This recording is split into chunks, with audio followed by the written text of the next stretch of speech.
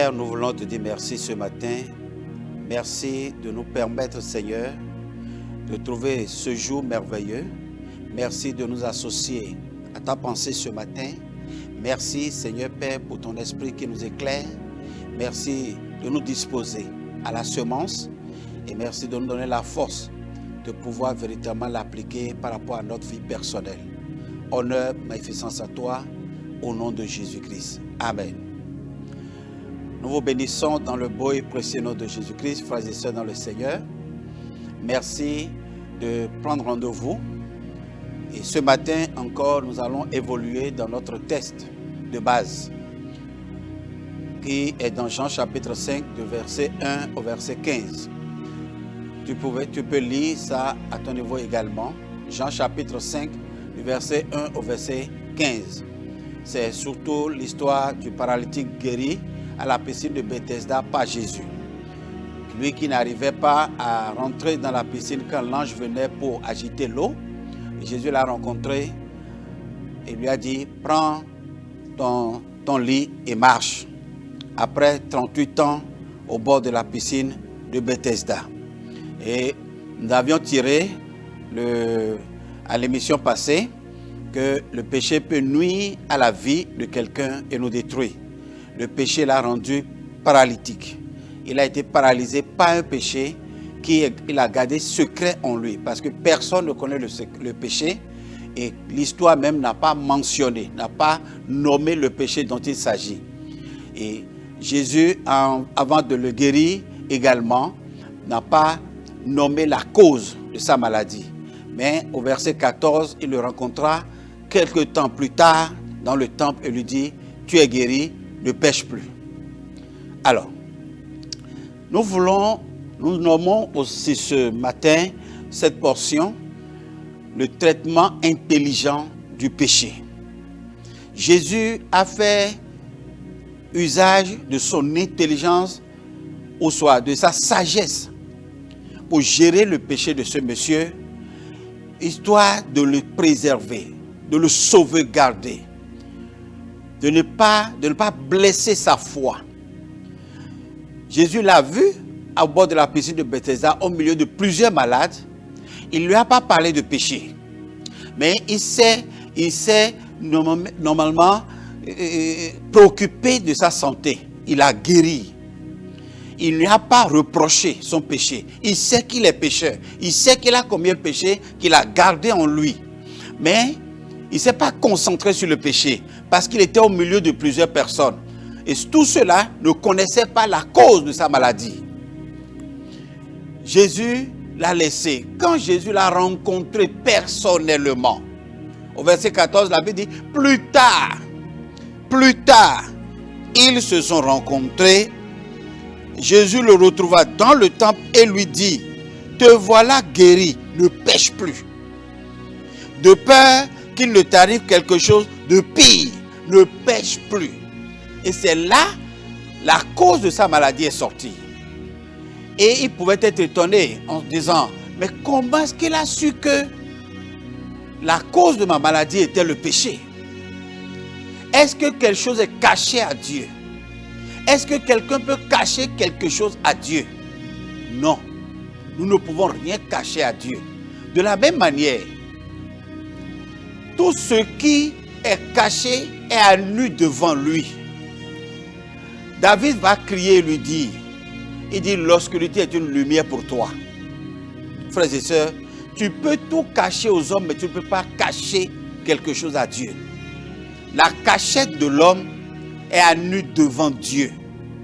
Ce péché, l'homme l'a caché précieusement dans son cœur. Et il sait de quel péché il s'agit. Parce que quand Jésus l'a dit, maintenant tu es guéri, ne pêche plus, de peur qu'il ne t'arrive quelque chose de pire, il n'a pas dit, mais je ne pêche pas. Vous vous souvenez de ce jeune homme-là qui a abordé Jésus et dit, comment je peux entrer dans le royaume des cieux? Et Jésus lui a énuméré un certain nombre de règles. Il dit, mais il y a longtemps, je ne fais plus ces choses-là. Il a contesté.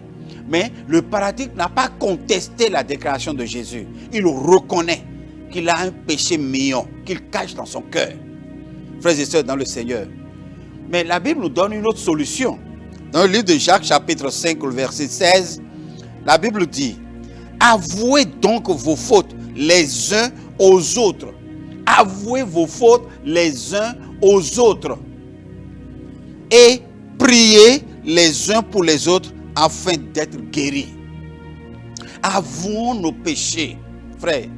Aujourd'hui, beaucoup n'arrivent pas à avouer leurs péchés aux autres tout simplement parce que, après avoir avoué un péché, nous traitons le péché là mal. Ceux à qui les péchés sont confiés, c'est eux qui font que les péchés mignons des uns et des autres ne sont plus avoués. On fait semblant de confesser nos péchés à Dieu alors qu'on pouvait confesser cela à quelqu'un, à un frère, à un responsable de confiance qui pouvait nous aider dans la prière. Dieu a suscité des gens à qui on peut confier des péchés cachés dans le cœur et qui peuvent véritablement nous accompagner dans la prière afin que nous arrivons véritablement à la libération et à la guérison de ce péché. Mais puisque ceux à qui il faut se confier ne sont pas intelligents, ne sont pas sages, ils prennent ce péché pour en faire une marchandise, pour en faire une publicité, pour répandre le péché là. Le péché commis en secret doit être traité en secret. Le péché commis en public se traite en public. Un péché qui n'est pas connu de la multitude, qui n'est pas ventilé dans l'église, peut être guéri. Et non seulement la guérison, mais également sauvegarder la foi du frère et de la sœur. Je parle surtout aux différents responsables à divers niveaux. Soyons intelligents et sages dans l'exercice de notre ministère. Quiconque a confiance, a placé sa confiance en toi et vient vers toi. Et sur la base de cette confiance, il avoue sa faute. Il libère. Je me nourris de la prostitution. Moi, je suis un braqueur. Moi, je suis un menteur. Non, je suis quoi encore? Des péchés qui attirent la honte. Et c'est parce qu'il a honte qu'il est venu secrètement à toi. La Bible dit, Nicodème est venu secrètement la nuit pour venir à Jésus. Jésus ne l'a pas rejeté pour dire, pourquoi tu es venu la nuit? Pourquoi tu ne peux pas t'exposer? Pourquoi tu te caches? Non, Jésus l'a reçu. Jésus l'a reçu. Et il a été sauvé. Nicodème a été sauvé. Frères et sœurs, soyons un peu discrets. Un peu de discrétion. Ne cherchons pas toujours le buzz. C'est ça surtout qui nous nuit aujourd'hui. Ça fait que les paroissiens n'ont plus entièrement confiance en leur leader. Pourquoi? Parce que le péché qu'il a confessé secrètement à l'un de ses leaders fera l'objet d'une prédication, l'objet d'une illustration. Non, je suis en train d'éclairer la lanterne des gens. Je ne vais pas vous donner le nom, mais la chose s'est passée comme ça. Et tu sais que la personne est dans cette foule-là. Et dans le récit, il se reconnaît. Et vous savez, parmi ceux à qui nous nous adressons, il y a des génies. Il y a des génies dans le mal qui peuvent, à partir de certains détails, reconnaître celui de qui on parle. Frères et sœurs dans le Seigneur, soyons un peu sages dans le traitement du péché afin de permettre à ceux qui sont rongés dans leur cœur par des péchés de s'approcher de nous, de venir à nous pour pouvoir véritablement obtenir la guérison. Dieu a mis en toi les âmes nécessaires pour guérir des pécheurs, pour sauver leur foi, pour maintenir leur foi, pour garder leur foi. Et je veux prier avec toi ce matin. Tous ceux qui sont dans le cas, que le Seigneur, Dieu Tout-Puissant, vienne à votre aide. Dans le livre de Jacques, chapitre 5, le verset 20, je vais lire le verset 20. Sachez que celui qui ramènera un pécheur de la voie où il s'était égaré sauvera une âme de la mort et couvrira une foule de péchés. Et couvrira une foule de péchés. Celui qui ramènera un pécheur de son péché va guérir non seulement sa vie, va sauver son âme et va véritablement également couvrir une foule de péchés. Couvrir, frère. Donnons-nous l'occasion, les uns les autres, de pouvoir mutuellement placer nos confiances en nous. Cela permettra véritablement de renforcer l'amour fraternel, la communion fraternelle, de ramener la joie, la quiétude dans l'assemblée, dans l'amitié, et là l'Éternel va envoyer sa pluie de bénédiction. Je veux prier avec toi ce matin, toi qui es rongé dans ton cœur par un péché et qui ne sais pas à qui se confier réellement.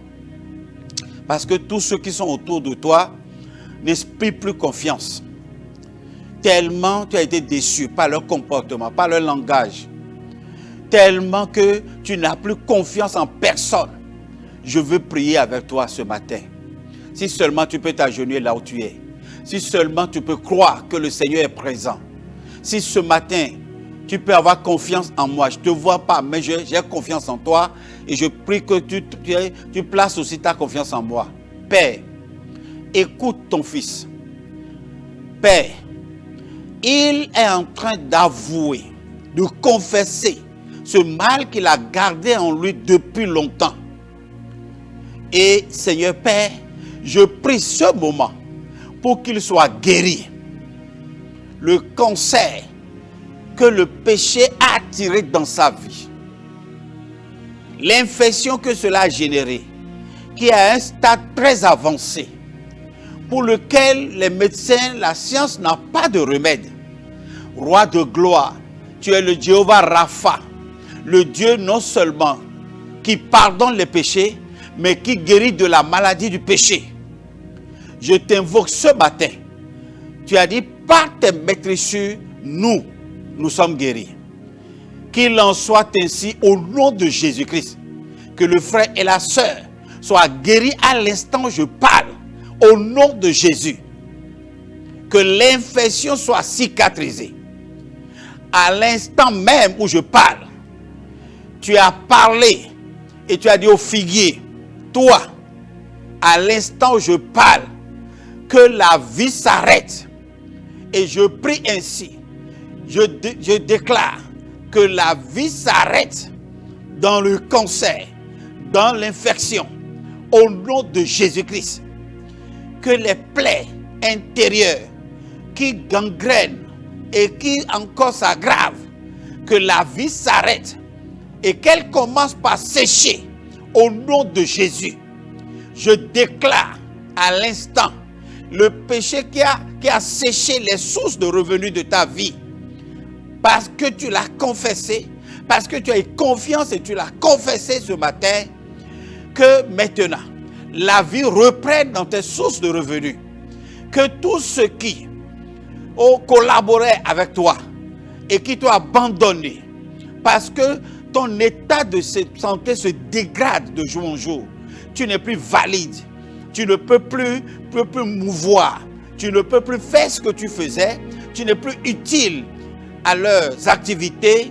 Je déclare dans le nom de Jésus-Christ que ta dégradation s'arrête au nom de Jésus-Christ et que la vie revienne en toi. La vie revienne maintenant dans tes cellules. La vie revienne maintenant dans tes organes. La vie revienne maintenant dans tes membres. La vie revienne maintenant. Reprends vie, reprends vie, reprends vie, reprends vie au nom de Jésus-Christ. Merci Seigneur pour ta grâce et ta faveur. Merci pour ton amour. Merci infiniment, merci. Frère, pour finir, je veux te dire la recommandation de Jésus, ne pêche plus pour que quelque chose de grave ne t'arrive. Au nom de Jésus-Christ. Amen.